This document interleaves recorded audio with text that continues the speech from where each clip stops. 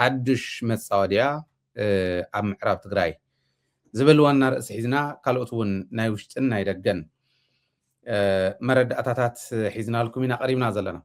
معراب تግራይ ግን ኣብ ቅድሚ ተቐሚጥና ያለና ማለት እዩ ናይ معراب تግራይ ዛዕባታት ብዝተፈላለዩ መልክዑ እንዳወፀ ክንሪኦ ቀኒና ኣለና ሎሙ ከዓ ፍልይ ብዝበለ መልክዑ የውፅዎን ይሰርሕሉን ኣለዉ ኣብዚዩ ኣስፋሕ ቢልና ናህና ውድቀት እውን ፀላእቲ ቦትሕዚ ዝኸድዎ ዘለዉ መንገዲ ንኽኸዱ ናይ ባዕልና ውድቀት ምኽንያት ደኾን ኮይኑ ይኾን ብዝተወሰነ መልክዑ ንሕና ግብኣት ዶ ንህብ ንህሉ እታወት ዶ ንህብ ንህሉ ዝብል ሕቶ ስለ ዘለኒ ኣብዚዩ ብደንቢ ካቅርብኩም እኩሬ እቲ ናይ መጀመርያ ዶክተር ዳኛቸው ዝተዛረቦ እዩ ስቂሎም ይዛረብዎን ኣብ ኣክቲቪስትስ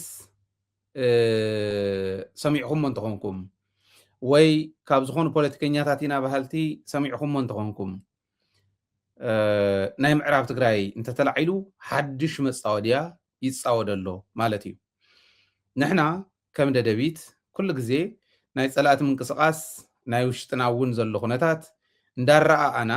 ህዝብና ክሳገረሉ ዝኽእለሉ መንገዲ እንዳመቻቸና ኢና ንኸድ እንድሕር ዝኾነ ዕንቅፋት ተራእዩና ነቲ ዕንቅፋት ክውገድ ብውሽጢ ኢና ንዝምልከቶ ንረክብ ዝምልከቶ ኣካል ኣግባብ ዘለዎ መልሲ ዘይምልስ እንተኮይኑ ንህዝቢ ኢና መረዳእታ ከምቱ ምስ መራሕቲ ተዘራረብና ኢልና እንተይኮነ ህዝቢ ብደንቢ ክሰንቆ ንገብር ህዝቢ በብመድረኹ ከልዕሎ ንገብር ስለዚ ክፍታሕ ኣለዎ ብብዙሓት መንገድታት ኣፕሮች ንገብሮ ማለት እዩ ስለዚ ናይ ምዕራብ ትግራይ ጉዳይ ክነልዕል ከለና ዳኛቸው እንታይ ኢሉ መን ከኢላ ኣኺኡ ናይ ዳኛቸው ተልእኮ ዝኾነ ካብ ቤተ መንግስቲ ዝኾነት ካርዲ ትወሃቦ ኣፍታ ካርዲ ዝርዝር ኔዋ ዝብለን ኣብ ኢንተርቪው ከይዱ ይዛረብ ብዛዕባ ምዕራብ ትግራይ እንተኮይኑ ከይዱ ነቶም ኣስመላሽ ዝበሃሉ እውን ስለ ዝረኸቦም ኣስመላሽ እንታይ ኢሎሞ መሬት ትግራይ እንዳቆረሱ እንዳቆድሞም ዝወስዱ ማለት እዩ ብርግፅ ግን ኣስመላሽ ኢሎም ዘዛርብዎም ዘለውስ ባዕሎም ዝለኣኽዎም የምባል ጀሚሮሞም ኣለዉ ሕዚ በዓል ደመቀ ከምዚ ዓይነት ኢዶም ከም ዝረኽቡ ኣይንጠራጠርን ነርና ብዋናነት ዳኛቸው ቃል በቃል ወልቃይት ኣበየናይ ግዜ ናብ ኣምሓራ ናብ ቤጌ ምድር ከም ተወሰደ ከም ተወረረ እዩ ዘይዛረብ እምበር ኦልሬዲ ያለቀለት ጉዳይ ነው ካሁን በኋላ ወልቃይት ክነምልስ ኢና እንተይሎም እየጠበቋችሁ ነው እኔ ጠይቄያችኋለሁ አናግሬያችኋለሁ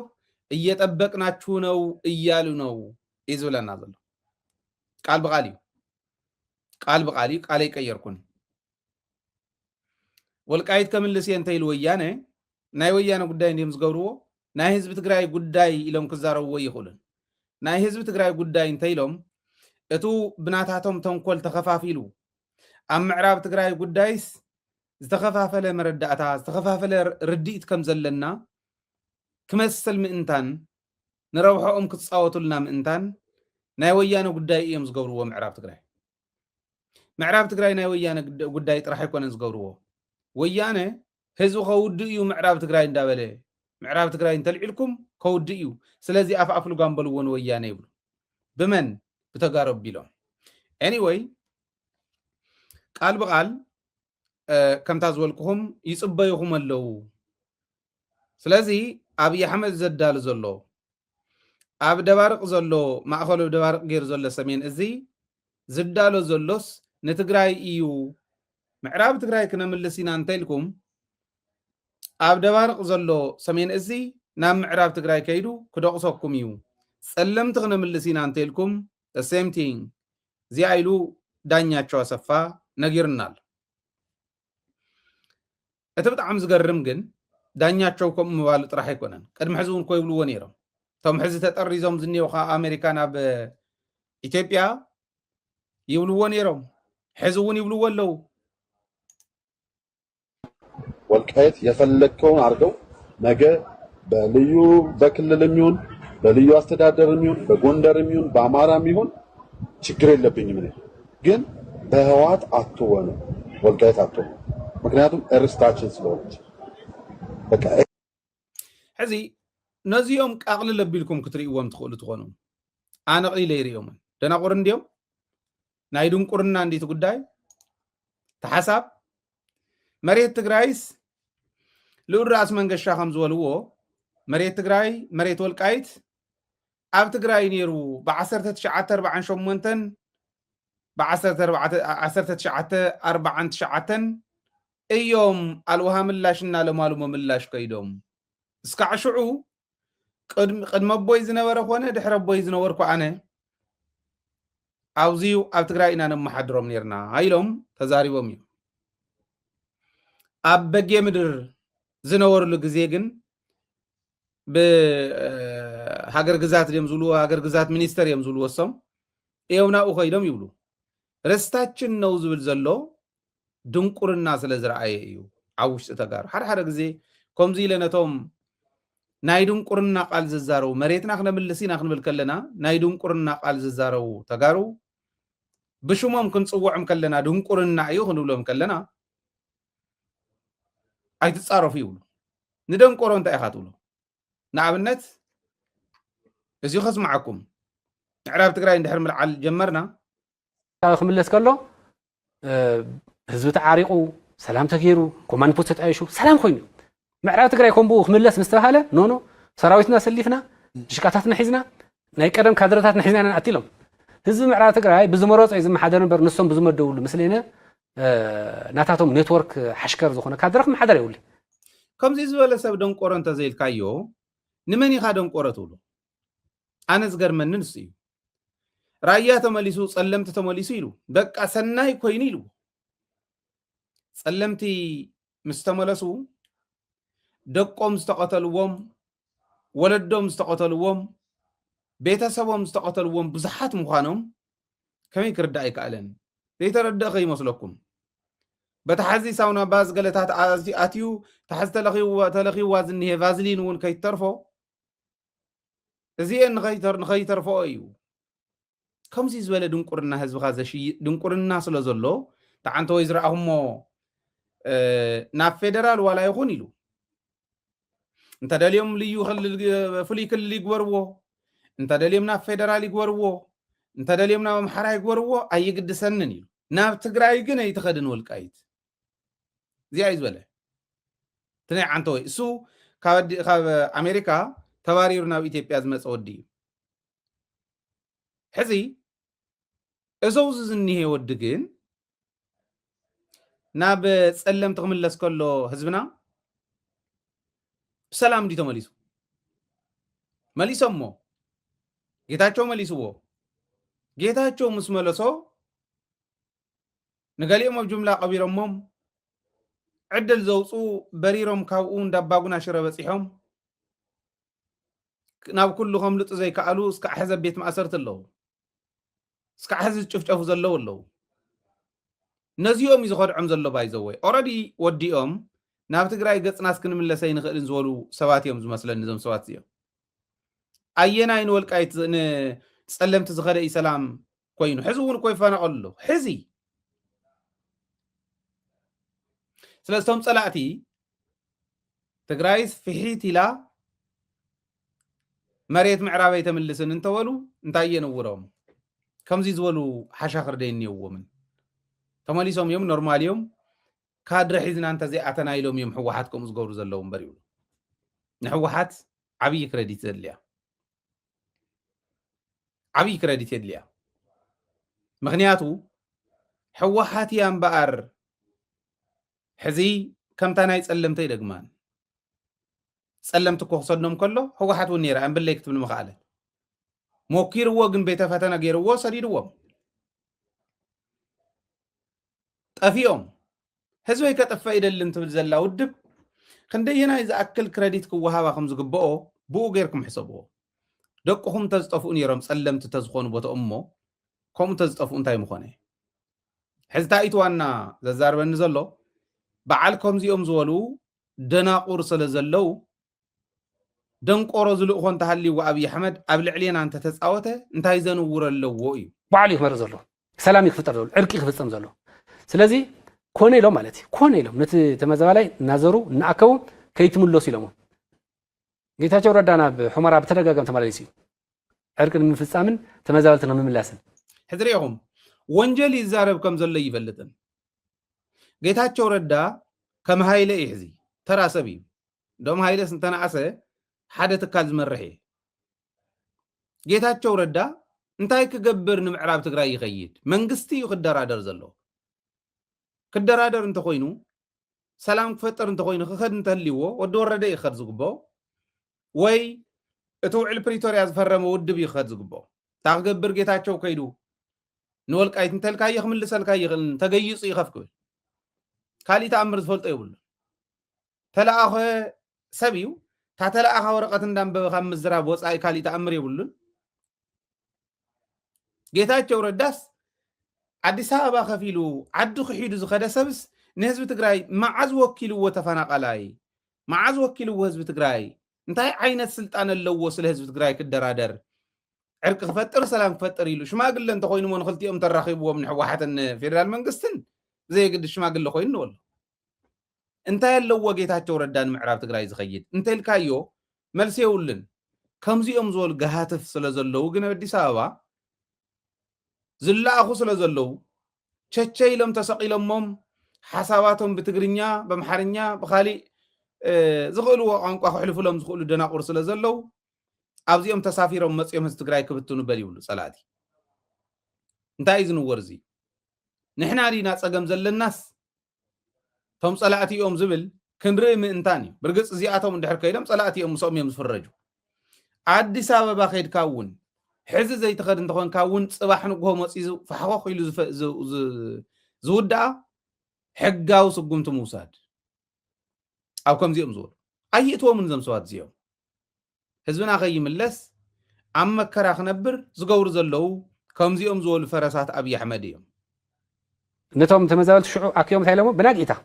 ትማል ኸይዱ ጌታቸው ብናጊታ ኩሎም ተመዛበልቲ ኣክዮም ኣብ ኩሉ ዓዲ ኣብ መቐለ ኣብ ኣክሱም ኣብ ዓብይ ዓዲ ኣብ ሽረ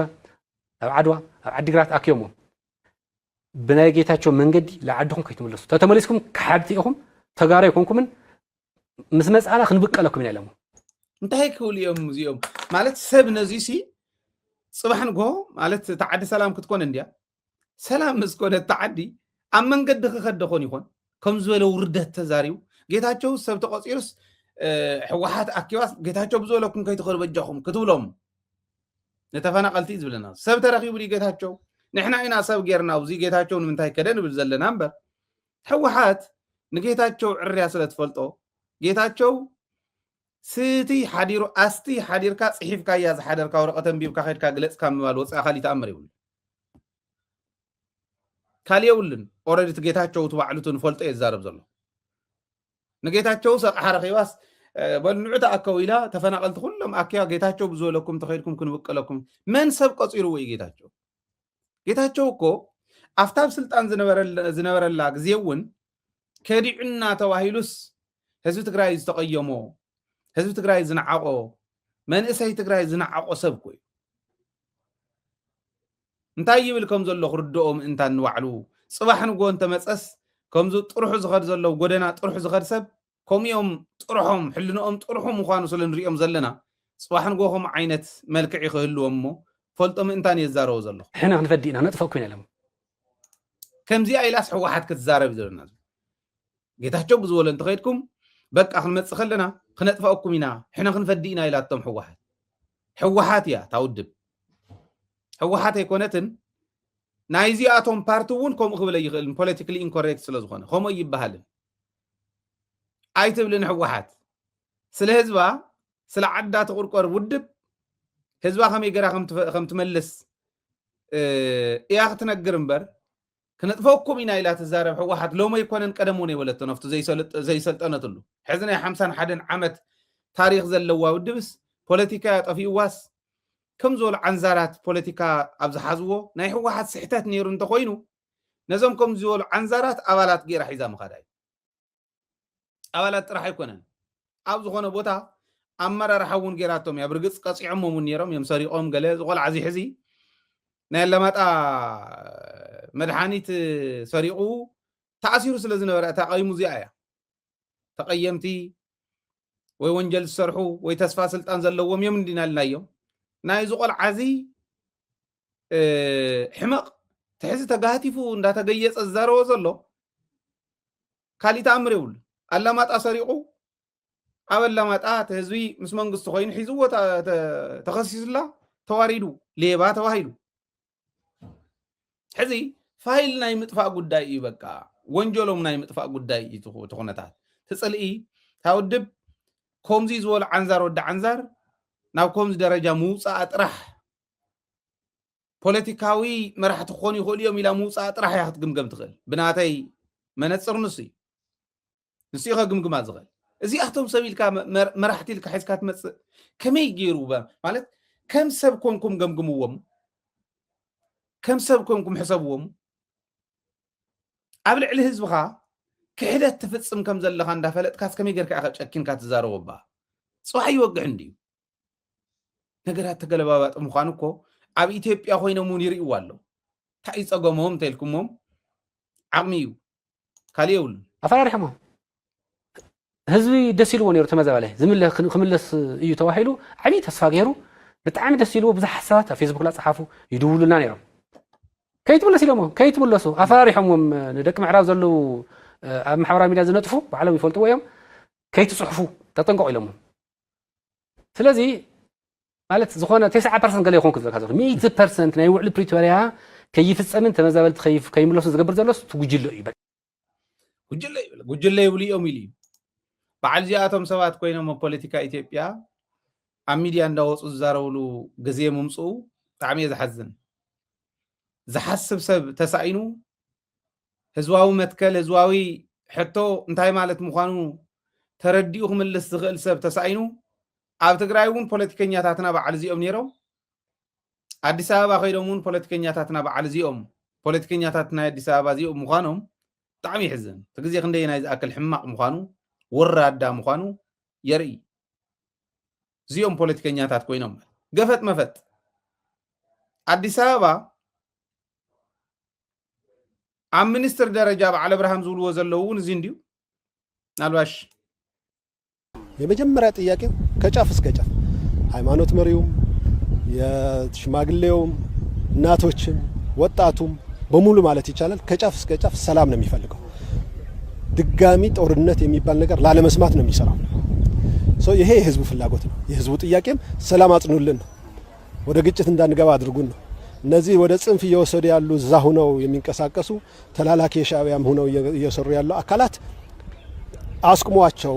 እነሱም እየመከሩ ነው እነሱም ተው ይያሉ ነው ያው እነዚህ ደግሞ ህይወታቸው መኖሪያቸው መሸሸጊያቸው ሌላ አካል አድርገው የሌላ ተልእኮን ለመፈጸም ደግሞ ቆርጠው እየተነሱ ያሉ አካላት አሉ እነሱ ህዝቡ አይፈልጋቸው ነጽሩ ከናንተ ጋር እንሆንም ይያለ ነው ያለው የሚፈርሰውም ጥሏቸው እየወጣ ነው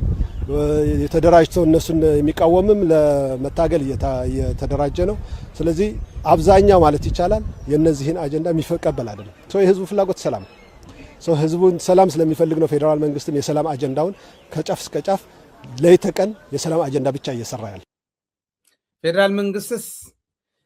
ለይትን ቀትርን ናይ ሰላም አጀንዳ ይሰርሕ ዘሎ ይብላል አብርሃም በላይ ይባሃል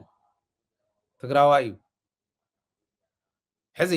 ፌደራል መንግስቲ ከምዚኦም ዝበለው ዑር እንተሃልየሞ ከምዚኦም ዝበሉ እንስሳ እንተሃልየሞ ድላይ እንተገበረን ህዝቢ ትግራይስ ኦሬዲ ኮ ዝላኣኹ ፈረስ እኒውን ኣብኦም ቸቸይ ለእዝ መፀካ ዘለኹ እንተይልዎን ህዝቢ ትግራይስ እንታይ ኢና ክንብሎ ነዚኦም ዲኻስ ነቲ ፌደራል መንግስቲ ኢኻ ክትቅየም ሰላም እዩ ሰብኽ ዘሎ ካብ ጫፍ ናብ ጫፍ ፌደራል መንግስቲ ይብለና ኣሎ ናብ ቆቦ ዘቕርቦም ዘሎ ሰራዊት ክኩሕሉና እዮም ዝመፁ ዘለዉ ክዳን ክኸድኑና እዮም ዝመፁ ዘለዉ ናብ ሰሜን ጎንደር ዘምፆም ዘሎ ሰራዊት እዚኦም ክረምቲ ይመፅእ ስለ ዘሎ ክሓርሱልና እዮም ዝመፁ ዘለዉ ማለት እዩ በዚና ዓፋር ዘቕርቦም ዘሎ ሰራዊት ሰላም ይሰብኽ ዘሎ ማለት እዩ ብናይ አብርሃም ኣባህላ ኣነ ዘሕዝነኒ ኣብ ናይ ኢትዮጵያ ስልጣን ዝነበሩ ፖለቲከኛታት ትግራይ ሚኒስትሪያል ደረጃ ዝነበሩ በዓል ስዩም መስፍን በዓል ባይ ፀሃየ ዝነበርዎ ቦታ እዩ ተጋሩ ማዕዲኻ ትሪኦም ተማሂሮም ዘምህሩ ስለ ህዝቦም ለይትን ቀትርን ዝሓስቡ ተዛሪቦም ዝእምኑኻ ዓለም አንደርስታንድ ዝገብሩ ከብዶም ዘመዶም እዚኣቶም ግን ህዝቦም ክሸጡ ከለዉ ካብ ምርኣይን ላዕሊ ዝሕዝን የለን ብርግፅ ህዝቢ ትግራይ እቲ ህዝቢ እንድዩ ትድልዱል እምኒ ዓረ ዝኾነ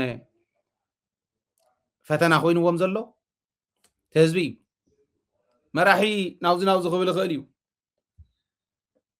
ብፍላይ ከዓለሙ ዘለዉ መራሕቲ በዓል እዚኦም ዘለውሉ ግዜ ስለ ዝኾነ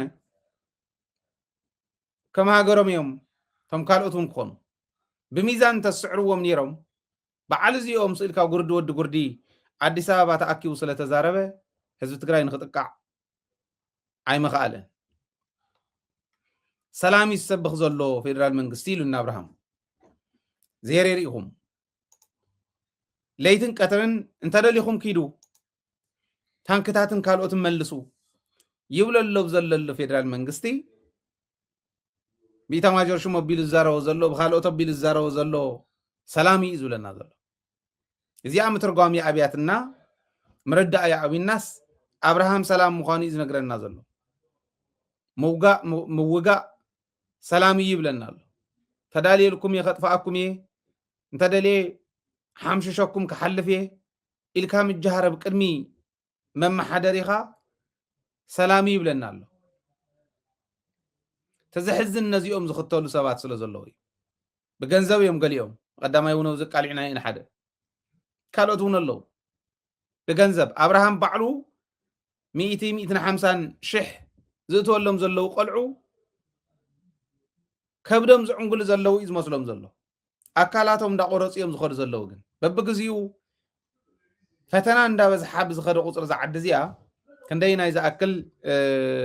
ውድቀት ከም ዝመፅእ ንባዕሎም ኣብ ገዝኦም ክንደይ ናይ ዝኣክል ውርደት ንፅዋሕ እውን የቕምጡ ከም ዘለዉ ክፈልጡ ክእሉ ኣሎ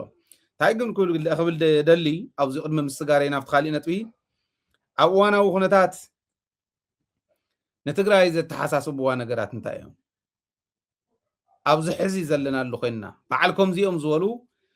ዓፍሽ መፍሽ ኣብ እንሪእሉ እዋን ንትግራይ ዘተሓሳስብዋ እንታይ እዮም እንታይ ኢና ክንገብር ዘለና እንታይ ኢና ክንኮን እዚ ፈተና ክንወፆ እንድሕር ኮይንና ክንሪኦም ዘለና ኢለ ዝሓስቦም ተወሰኑ ክወስኹ እሞ ክንሓልፍ ኢና ናብ ካሊእ ነጥቢ ንኣብነት ሓደ ግዜ ፀላኢ ምንዓቕ ወይ እታ ተዳለኻያ መጠን ኣግዚፍካ ምርኣይ ከይህሉ ስጋኣት ኣለኒ ደናቁር እዮም እዚኦም እቲ ዝልእኾም እውን ደንቆረ እዩ ዓሻ እንተዘይኾን ኣብ 21 ክፍለ ዘመን ኣብ ዲጂታል ዘመን ኣብ ገገዛኻ ኮንካ ናይ ርሑቕ ሸምጋሊ ኣብ ዘለዎ ኮይኑ ክሽምግለካ ኣብ ዝኽእለሉ ኣብ ዲጂታል ዘመን በቃ ሓንዘር እንዳበለ ናይ ን19 18 ክፍለ ዘመን እውን ዘይምጥን ህዝብኻ ናይ ምኽዳዕ ናይ ባንዳነት ስራሕ ክሰርሑ ከለዉ መቕዓ ሕድሕደን ዝሰርሕወን ኩለን ሪፖርት ዝግበራስ ደይሊ ምዃነን ውዝን ማይክሮ ሰከንድ ዝበፅሓ ምዃነን እንዳተረድኡ ከምኡ ምግባሮም ድንቁርንኦም የርኢ ኣብዚ ዘመን እዚዩ ተኣኪብካ ኣብ ክንዲ ክትድልድል ክትድመፅ ምሕሳብ ልክዕ ናይ ሳሕል ስቴትስ ረኣይዎን በርኪና ፋሶ ኒጀር ማሊ ናይ ሳሕል ስቴትስ ኢለን ኮንፌደሬሽን እየን ፈጢረን ሃገራት እየን ነይረን ክከላኸላ እዩ ዓለም ዘላቶ ደረጃ ንምብፃሕ ሓፂር ስለ ዘይኮነቱ መንገዲ እንተሓቢረን ግን እንተነኣሰ ተደመፅቲ ክኾና ከም ምዃነን ስለ ዝፈልጣ እዩ ስለዚ ብኣግባቡ ምድላውና ምርግጋፅ ፈኸራ የድሊ እቲ የድሊ ክመፁና እዮም መሬትና ይውናን ከም ዝረኣኹም እዩ በዓል ዳኛቸው ይምፁ እሞ ክንፍትኖም ኢና ይብልኹም ኣለዉ ኣብ ወልቃይት ኮይኖም መስመላሽ ክብሉ ከለዉ በዓል አብርሃም ፌደራል መንግስቲ ንበዓል ዳኛቸው ልኢኹ ዘዛርቦ ዘሎ ነታ ዓንተ ወይ ዝረኣኹም ዓይነት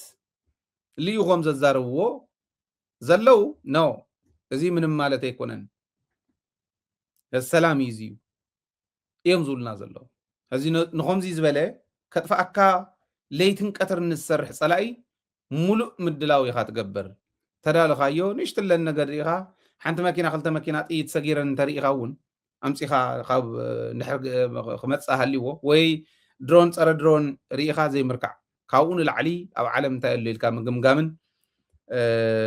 محساون كدلي مالتي